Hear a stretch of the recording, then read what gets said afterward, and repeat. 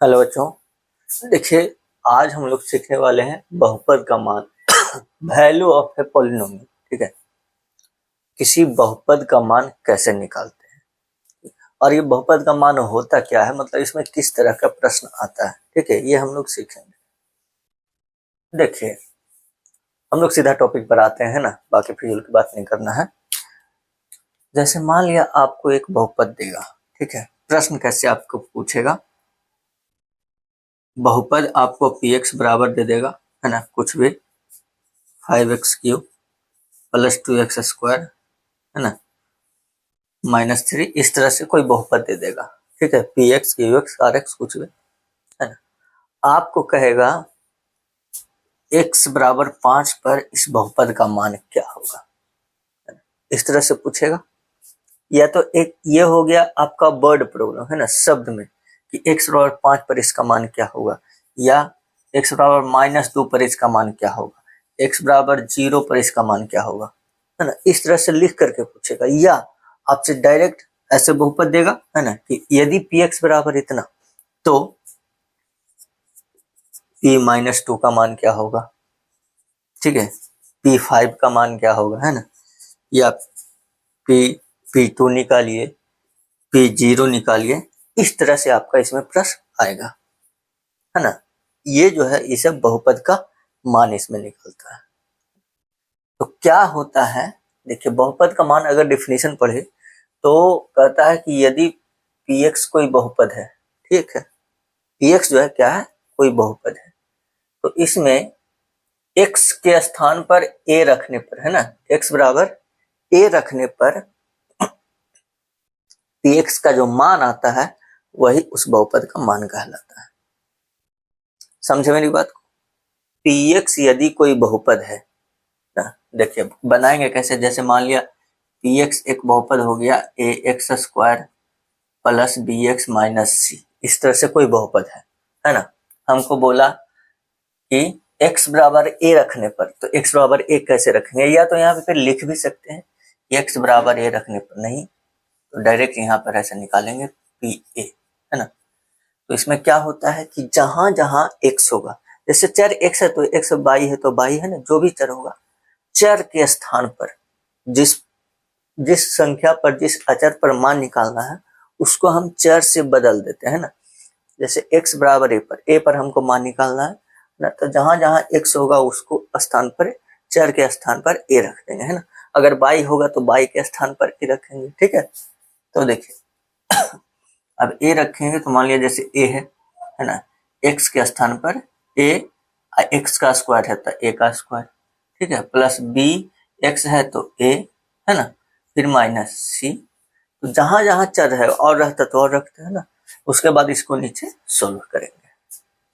इस तरह से हम बहुपद का मान निकालते हैं, है ना। अब हम आपको कुछ उदाहरण से समझाएंगे, ठीक है। चलिए तो इसको हम मिटा देते हैं, है ना। देखिए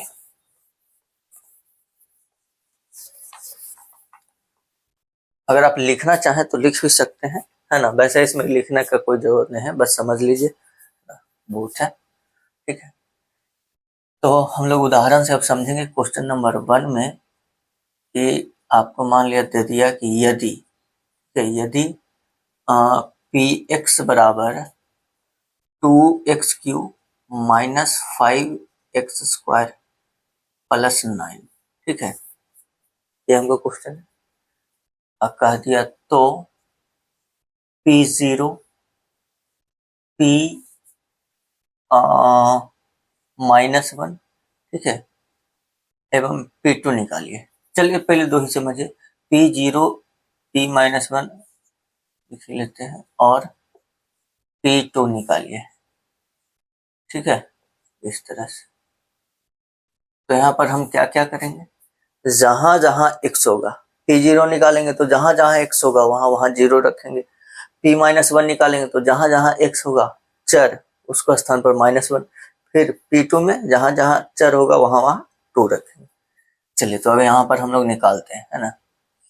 ऐसे लिख देंगे दिया है क्वेश्चन हमारा क्या है कि पी एक्स बराबर 2x³ माइनस 5x² प्लस 9। अब P0 निकालना है ना, तो P0 ठीक है, तो हो जाएगा 2 x के स्थान पर 0, तो 0 का क्यूब है ना, -5 फिर x 0, तो 0 का स्क्वायर प्लस 9।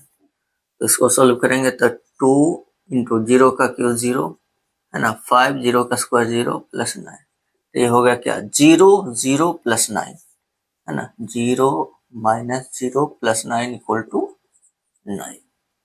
तो P0 यानी x बराबर 0 पर इस बहुपद का मान आ गया कितना 9। ठीक है, उसी तरह से P-1 निकालेंगे, तो देखिएगा पुनः P-1 है ना, तो अब जहां जहां चर होगा वहां वहां -1 रखेंगे, तो 2x का वैल्यू -1 है ना, फिर 5 है x स्क्वायर, तो -1 का स्क्वायर प्लस 9। अब हो जाएगा क्या देखिए, -1 का क्यूब क्या हो जाएगा -1 है ना, फिर -5 -1 का स्क्वायर, तो +1 हो जाएगा ना, है ना, फिर प्लस 9। अब इसको हम लोग गुना करेंगे तो 2 गुना -1 -2, ये -5 और प्लस 9। अब यहाँ क्या हो जाएगा देखिए, 5 और 2 -7 प्लस 9, तो बचेगा कितना 2। यानी कि x बराबर -1 पर अर्थात P-1 है ना, x बराबर -1 पर इस बहुपद का मान क्या हो गया 2। ठीक है, इसी तरह से हम P2 निकाल लेंगे, पुनः P2 है ना, x बराबर 2, आप यहाँ लिख भी सकते हैं कि x बराबर 2 रखने पर। ठीक है, तो P2 निकालेंगे तो फिर वही जहां जहां x वहां वहां 2, चलिए 2 हो गया है ना, x के स्थान पर 2, x क्यू है तो 2 का क्यूब, -5 x का स्क्वायर, तो 2 का स्क्वायर प्लस 9 है ना, तो 2 हो गया, 2 का क्यूब 8 हो गया, -5 2 का स्क्वायर 4 हो गया प्लस 9 है ना। अब इसको हम लोग सोल्व करेंगे तो हो जाएगा कितना देखिए, 8 दूना 16, 5 चौका 20 प्लस 9 है ना, तो देखिए 16 और 9 हो गया 25 और -20 बराबर हो गया 5 है ना।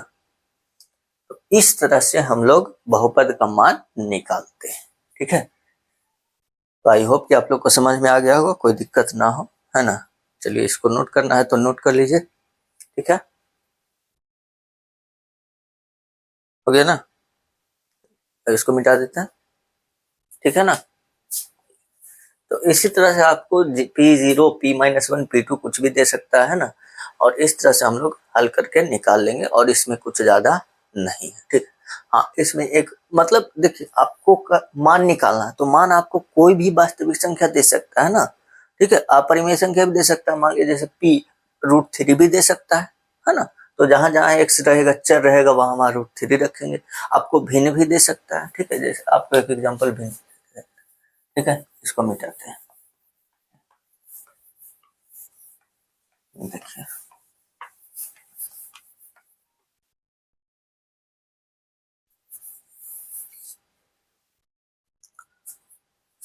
हाँ, मान लिया यदि px बराबर x स्क्वायर -3x प्लस 2 है। ठीक है, तो p1/2 निकाले है ना, इस तरह से हो गया। तो आपको भिन्न भी दे सकता है, दशमलव भी दे सकता है, कुछ भी हो सकता है, मान निकालना है ना। कोई भी वास्तविक संख्या पर हम बहुपद का मान निकाल सकते हैं। बस क्या करना है, जिस वास्तविक संख्या पर हमको मान निकालना है चर को उससे रिप्लेस कर देना है। ठीक है ना, तो चर को उससे रिप्लेस करेंगे, मान लिया हमको P12 निकालना है ना, तो यहाँ पर x बराबर 1/2 रखेंगे। ठीक है, x बराबर 1/2 रखने पर है ना, लिख भी सकते हैं नहीं भी लिख सकते हैं, कोई दिक्कत नहीं। ठीक है, तो P 1/2, तो x का स्क्वायर 1/2 का स्क्वायर हो जाएगा, -3x है तो 1/2 प्लस 2, तब ये हो जाएगा देखिए 1/4 है ना, और ये हो जाएगा कितना 3/2 प्लस 2 है कि नहीं। अब इसको आप हल कर लीजिए, भिन्न का जोड़ घटाव है ना, तो 4 2 का एलसीएम हो गया 4, फिर इधर आ गया 1 माइनस 2 दूना 4 3 दूना 6 प्लस 4 दूना 8, तो 8 1 9 माइनस 6 बटा 4 यानी कि 3 बटा 4। ठीक है, तो ये हो गया हमारा x बराबर 1/2 पर इस बहुपद का मान यानी P1/2, है ना। तो ऐसे हो सकता है, दशमलव भी दे सकता है, भिन्न भी दे सकता है, अपरिमेय संख्या भी दे सकता है ना, कुछ भी दे सकता है। कोई भी वास्तविक संख्या पर हम बहुपद का मान इस तरह से निकाल सकते हैं। ठीक है, तो आई होप कि आप लोग को कोई दिक्कत नहीं होगा, है ना। और फिर हम लोग अगले क्लास में आपको बताएंगे। वैसे तो आपको अगर कोई सा भी टॉपिक में दिक्कत है, पूरे देखिए आप जिस भी क्लास में पढ़ रहे हैं ना, जो भी आप मेरा वीडियो देख रहे हैं, आप 9th में हो, 10th में हो, 11th हो, 12th हो, ठीक है, कोई भी, हाँ अब 9th से नीचे भी आ सकते हैं, 6 7 8 है ना, कोई सा भी, है ना।